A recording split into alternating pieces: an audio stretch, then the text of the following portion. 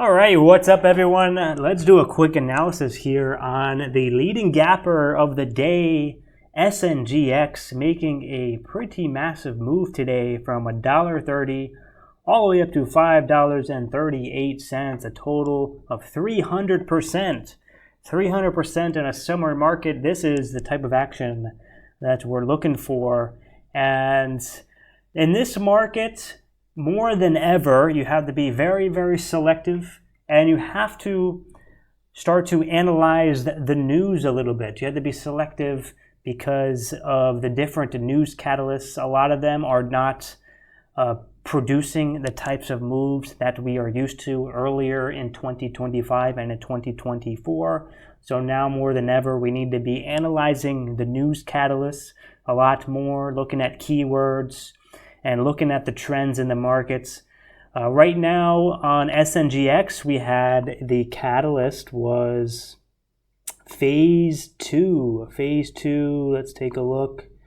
Announced positive phase 2A proof of concept results for its drug for Bassett's disease, demonstrating biological efficacy. So, phase 2, as we know, is a lot better catalyst than what we see with phase 1.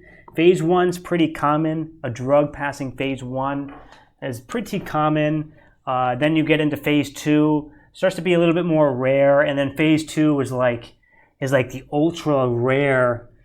If you think of like a video game, like you're picking up that ultra rare weapon, that's phase 3. And if you see a phase 3, you want to have your eyes glued, because a lot of the times, if you track your metrics, if you track the stats of the markets, you'll tell that phase 3 is one of the best catalysts. This one wasn't a phase 3, it's a phase 2, but still rare. So this was the only one that did have a good catalyst on the day. So I was watching it real early today. Once the news came out, we had a nice pre-market move from 7:30 to 7:45, going from 1:30 up to 2:10. A little bit lighter volume, so you have an issue with the spreads and the liquidity, but you can capture this, something like this, on small size, even with this type of volume. Trading anywhere from 500,000 to 1 million shares per 1 minute candle.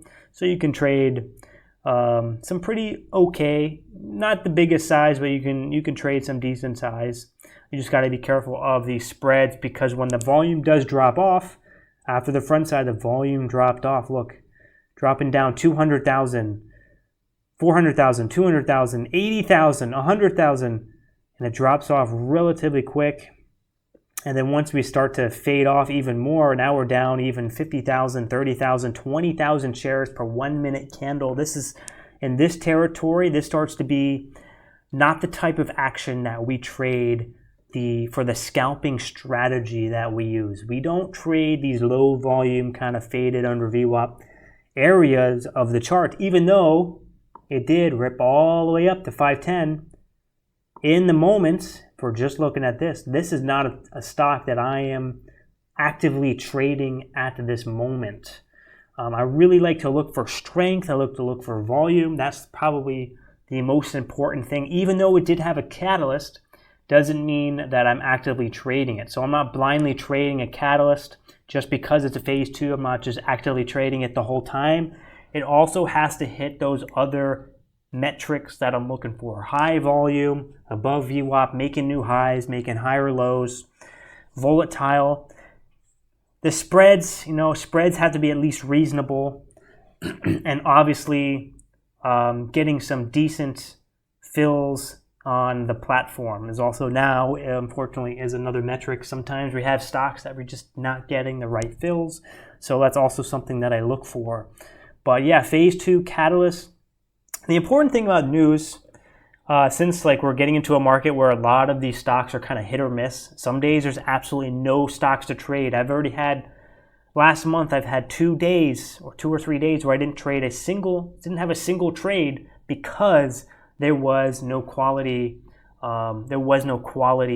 news catalyst propping up a stock with high volume hitting all those metrics. So analyzing the news is important. Some people say, oh, yeah, just trade the price action, man. Just trade the price action. The news doesn't matter.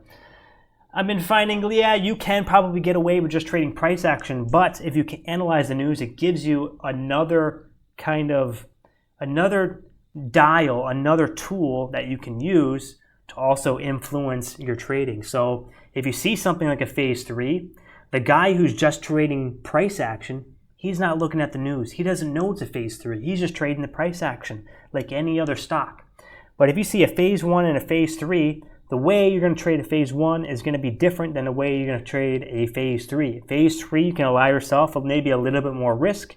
You can give it a little bit more of a leash on it. You can let your winners run a bit if you're early in the move.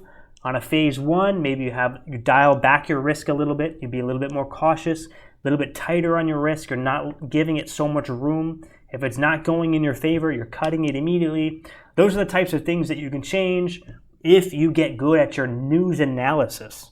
Unfortunately, the only way to get good at your news analysis is going to be time. Time is the only thing that is going to help you be able to analyze the news, to be able to give you that little extra edge when it comes to different stocks. So a good way to track your news catalysts on which ones are favorable in the market, and again, it's not static. It does change with the trends. So, sometimes we have recently been having Bitcoin Treasury. Just every time a smaller company has a Bitcoin Treasury catalyst, it's been going 200%, 300%, 400%. Also, phase 2, phase 3 have been pretty good recently. What else? Anything with AI has been pretty good recently because that is sort of the trend of the market right now. That's what's driving the market, the overall market higher. So we like to look at those catalysts that are driving the market to also be the news catalysts that drive these smaller companies to make also relatively a lot bigger moves. The rate of change is going to be a lot faster than even the bigger stocks, the bigger names in the market like Nvidia, Tesla, AMD, Microsoft. These smaller companies, even if they do have a catalyst similar to those AI-driven markets, we can see a rate of change 10 times, 100 times more than any of those companies. But also, again, rate of change is up and down. So the reward also coincides with risk. If you're late to this move on a phase 2 catalyst, pharmaceutical stock, biotech, pharmaceutical are known for being very, very risky. Even though it's a phase 2, still very risky because if you're late to the party and you waited too long to be confident on the stock, and now you're trading up here on your biggest size of the day because you finally, you're getting some small wins here, small wins here, small wins here, and then you're like, oh man, I got this. This is going. I should have been trading big size the whole time. So let's get in on the next breakout after the 5th pullback and see if we keep going. And a lot of the times, as soon as you start whipping out the big size, because you took too long to get there, that's when the top is set and we start the backside move. SNGX did have a pretty long run, longer than what we're used to. It's been about, 2 hours of the open. So 2 hours into the open, we're still on a front side, which is pretty crazy. Recently, we haven't been seeing moves like this. So this is good to see. But yeah, a good way to track your news. I don't know if I didn't say this yet, but it's important. Put down a spreadsheet. This is what I did. This is what I still do. Put down a spreadsheet at the end of every trading day. At the end of every trading day, type in the stocks that were active on the day, the stocks that you traded or the stocks that have made big moves in the small caps, your low float penny stocks or your low float small cap stocks, since that's what we trade.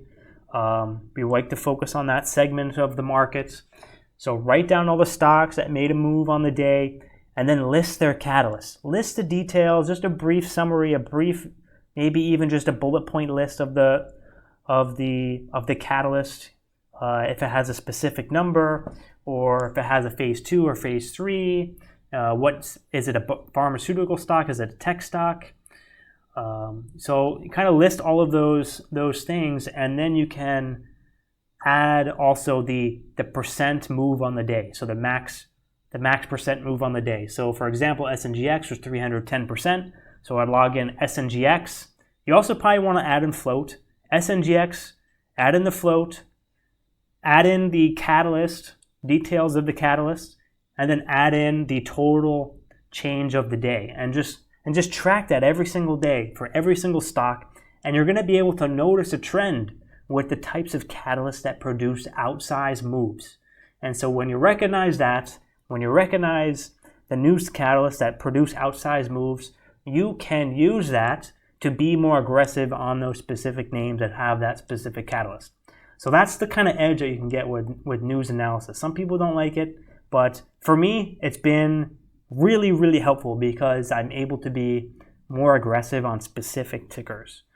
And then also less aggressive on other tickers where, if you just did a flat size 2,000 shares on every single stock that you've traded all throughout the year, maybe you'll be green, but if you can add that extra element where you're being more aggressive on catalysts that are proven through your analysis and through your spreadsheet that produce more outsized aggressive moves, you can have a lot steeper edge, a lot better edge, and a lot steeper profit curve. It can kind of give you that extra oomph in your profit curve. So and then also maybe you're having less outside losing days, because a lot of times on the losing days, it's days where stocks just don't have a good news catalyst and you're kind of just forcing trades. So that's a little bit on my analysis so far with SNGX and kind of the market that we've been in lately. It's been hit or miss. Not every day we've been having something good, but today we did have something good. Nice, just clean bull flags, really good micro pullbacks. This is the type of action